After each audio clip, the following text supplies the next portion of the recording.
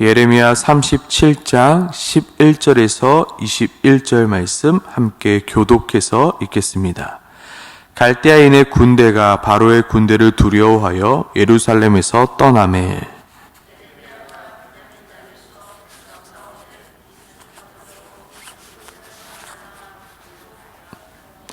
베냐민 문에 이른즉 하나냐의 손자요 셀레미야의 아들인 이라야라 이름하는 문지기의 우두머리가 선지자 예레미야를 붙잡아 이르되 내가 갈대아인에게 항복하려 하는도다.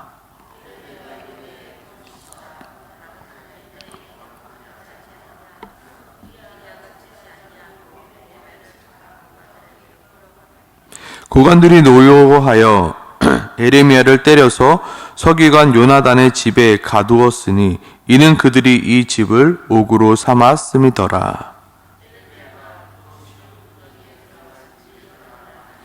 시드기야 왕이 사람을 보내어 그를 이끌어내고 왕궁에서 그에게 비밀이 물어 이르되 여호와께로부터 받은 말씀이 있느냐?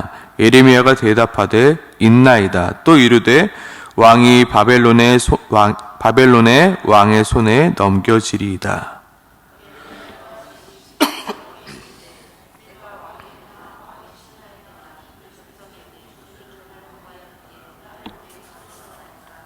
바벨론의 왕이 와서 왕과 이 땅을 치지 아니하리라고 예언한 왕의 선지자들이 이제 어디 있나이까?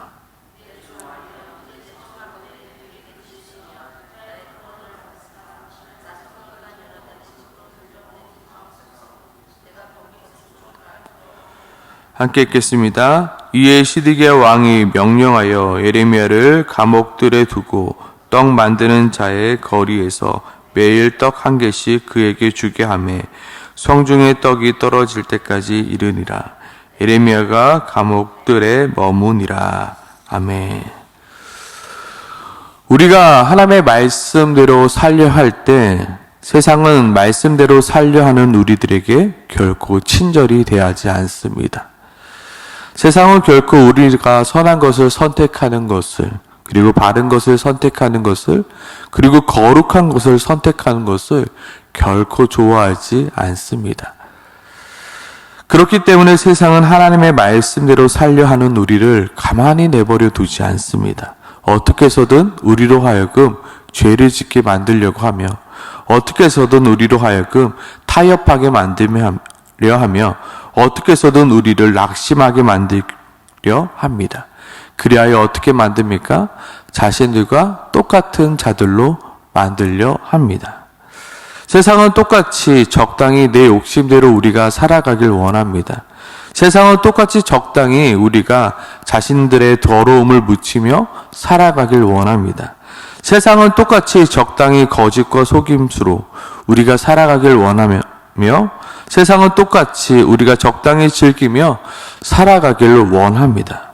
그러나 우리가 정직을 외치며 순결을 외치며 거룩을 외칠 때 세상은 우리를 결코 가만히 내버려 두지 않고 우리에게 힘든 어려운 고난과 또한 여러 가지 핍박들로 우리를 힘들게 만듭니다. 오늘 예레미야 또한 이렇게 외칩니다. 18절의 말씀이죠. 예레미야가 다시 시드기야 왕에게 이르되 내가 왕에게나 왕의 신하에게나 이 백성에게 무슨 죄를 범하였기에 나를 감옥에 가두셨나이까? 지금까지 예레미야가 한 것은 무엇입니까? 하나님의 말씀을 전한 것뿐입니다. 하나님이 바벨론에게 너희들이 넘겨짐을 당하게 될 것이니 너희는 회개하라. 너희는 바르게 살아가라. 너희가 죄를 지었으니 하나님 앞에 엎드리라라고 말한 것밖에 없습니다. 하지만 그들은 그 예레미야의 바른 말이 듣기 싫은 것입니다. 왜요? 예레미야의 말을 통해서 자신의 부끄러움과 자신의 더러움과 자신의 그 죄악 때문에 드러나기에 예레미야의 그 말을 듣기 싫은 것입니다. 그리하여 어떻게 하였나요? 예레미야를 감옥에 가둬버리고 만 것입니다. 오늘 본문 11절부터 15절까지의 내용도 아무런 잘못이 없는 예레미야를 감옥 안에 가두어 놓고 생명의 위협을 받게 하는 내용입니다. 11절입니다. 갈대아인의 군대가 바로의 군대를 두려워하여 예루살렘에서 떠나매. 예레미야가 계속해서 외친 것은 무엇입니까? 이 예루살렘이 바벨론에게 멸망당할 것이다. 우리가 결코 바벨론과 싸워 이길 수 없을 것이다 였습니다. 사람들은 예레미야의 말을 믿으려 하지 않았습니다. 하지만 가슴 한편에 예레미야의 말이 사실이 아닐까라는 두려움이 그들 마음 가운데 있었습니다. 하지만 그 애굽의 군대로부터 바벨론이 물러감을 보며 이제는 예레미야를 핍박하고 박해하게 되는 것입니다. 특히 예레미야의 반대편에 서 있었던 누가 기억납니까? 바로 하냐냐의 선지자였던 그 손자가 등장하여 예레미야를 감옥에 가두고 마는 모습이 12절부터 15절까지 나옵니다. 바로 12절부터입니다. 예레미야가 베냐민 땅에서 백성 가운데 분깃을 받으려고 예루살렘을 떠나 그리로 가려 하여. 지금까지 바벨론 군대가 예루살렘을 포위하고 있었기 때문에 그 누구도 예루살렘 성 밖으로 나갈 수 없었습니다. 이제 그 바벨론의 군대의 포위가 풀려나니 이제는 자유롭게 성 밖으로 나갈 수 있었기에 예레미야 또한 자신의 고향 땅에 방문하려 하였습니다. 그러나 13절에 보면 베냐민 문에 이른즉 아직 예루살렘 성 밖으로 나간 것이 아닙니다. 예루살렘 성 밖으로 나가려 할 때 누가요? 하나냐의 손자요 살레마의 아들인 이리야라 이름하는 문지기의 우두머리가 선지자 예레미야를 붙잡아 이르되 내가 갈대아인에게 항복하려 하는도다. 14절에 예레미야가 말하죠. 거짓이다. 나는 갈대아인에게 항복하려 하지 아니하노라. 이리야가 듣지 아니하고 예레미야를 잡아 고관들에게 끌어가매. 왜 우리가 이리야가 이리 하는지 우리는 짐작해 볼 수 있습니다. 왜냐하면 자신의 할아버지가 이 예레미야를 통해서 죽임을 당하였기 때문에 그 마음 가운데 분노함이 있었기 때문에 이리 할 줄 압니다. 15절 또한 마찬가지입니다. 고관들이 노여하여 예레미야를 때려서 서기관 요나단 집에 가두었으니 이는 그들이 이 집을 옥으로 삼았더라. 그들의 입장에서 바벨론의 군대가 되돌아갔기에 더 이상 예레미야를 두려워할 필요가 없습니다. 그리하니 지금 예레미야에게 거짓 프레임을 씌워서 예레미야를 때리고 옥에 가두어 버리는 것입니다. 그 감옥은 평범한 감옥이 아니었습니다. 예레미야의 생명을 위협받는 바로 감옥이었습니다. 20절에 예레미야는 시드기야 왕에게 이렇게 간청하죠. 내 주 왕이여 이제 청하건대 내게 들으시며 나의 탄원을 받으사 나를 서기관 요나단의 집에 돌려보내지 마옵소서. 왜냐하면 내가 거기서 죽을까 두려워하나이다. 예레미야가 한 것이라고 무엇입니까? 하나님의 말씀대로 산 것밖에 없습니다. 예레미야도 이들이 이러한 반응을 보일 것이라고 분명히 알고 있었습니다. 하지만 하나님의 말씀이 예레미야에게 임하였기 때문에 예레미야는 하나님의 말씀대로 하나님의 뜻대로 살아가려 한 것밖에 없던 것입니다. 하지만 세상은 어떻게 하였나요? 예레미야를 가만히 내버려 두지 않았습니다. 결국 16절 보면 예레미야가 뚜껑 씌운 웅덩이에 들어간 지 여러 달 만에라고 나옵니다. 시드기야 왕이 사람을 보내어 그를 이끌어내고 왕궁으로 그에게 비밀을 물어봅니다. 이는 다시금 예레미야의 예언처럼 바로의 군대가 자기 땅 애굽으로 돌아갔고 다시금 바벨론의 군대가 예루살렘을 에워싸고 있기 때문입니다.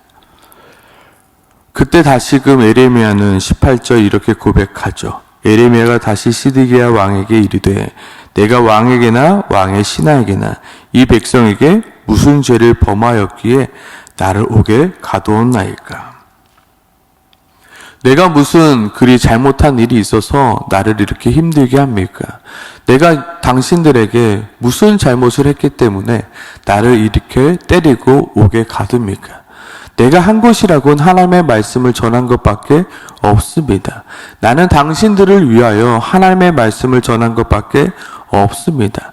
나는 당신들이 살길 원해서 하나님의 뜻대로 하나님의 말씀을 전한 것밖에 없습니다. 나는 당신들이 살 수 있는 유일한 방법을 당신들에게 이야기해 준 것밖에 없습니다. 그런데 왜 당신들은 나를 못 잡아먹어서 그렇게 안달나 있습니까? 지금 말하고 있죠. 당신들에게 바벨론이 당신들을 이기지 못할 것이다라고, 이기지 못할 것이라고 외쳤던 그 사람들은 도대체 어디 있습니까? 내가 당신들에게 옳은 말을 해 주었건만 왜 당신들은 나를 이렇게 못살게 굴며 나를 핍박하며 나를 힘들게 만듭니까? 라고 이야기하고 있습니다. 우리가 살아가고 있는 이 세상도 마찬가지입니다. 우리가 하나님의 뜻대로 살려 할 때 세상은 우리의 말을 들으려 하지 않습니다. 우리가 바르게 살아가려 할 때 세상은 오히려 우리를 힘들게 만들며 우리를 향하여 손가락질하려 합니다.